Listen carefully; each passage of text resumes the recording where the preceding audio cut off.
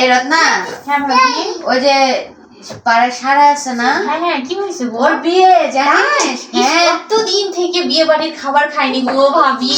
কি আরে তুই আসিস তোর এইসব কেন খা। ভাবি? আরে যাবি না বিয়েতে, দূর। কি বলো, বিয়ে বাড়িতে না গেলে বিয়ের বাড়ির গরুর মাংস পোলাও কবে থেকে খাইনি ভাবি। তোর খালি সারাদিন খাওয়া খাওয়া খাওয়া, তুই জানিস। আর আমার আমার অবশ্য অন্য মন খারাপ। কেন গো, কি হয়েছে বলো তো? এই বিয়েতে যে যাব, গিফট দিতে হবে না, হাতে নাই টাকা পয়সা, কেমনে কি করি কত। কিভাবে কি করা যায় ভাবে, আমার তো বিয়ে বাড়ির খাইতে খুব ইচ্ছা করছে। সেটাই তো চিন্তা করতেছি এখন যে করি। থাম, আচ্ছা একটা বুদ্ধি বাই করি, পলিটিক্স। একটা পলিটিক্স করি। হ্যাঁ, পলিটিক্স বলো তো। সেটা হচ্ছে গিফটও দিব না, খাওয়া হাইটে হাইটে বাসায় চলে আসবে। কিভাবে?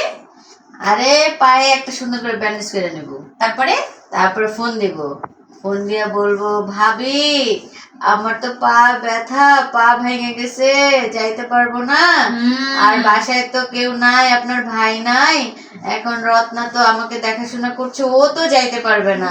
আর আমার শাশুড়ি তো মুরব্বী মানুষ, সে তো যাইতেই পারবে না। এখন আমরা তো কেউ যাইতে পারতেছি না ভাবি, তাহলে আমাদের খাওয়াটা পাঠায় দেন।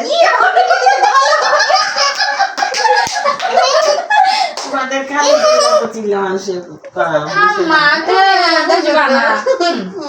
এটা করা পাপ। এইভাবে পলিটিক্স করে বিয়েতে বা কোনো অনুষ্ঠানে গিফট না দিয়ে সুন্দর করে খাইতে পারবেন, এটাই হচ্ছে পলিটিক্স।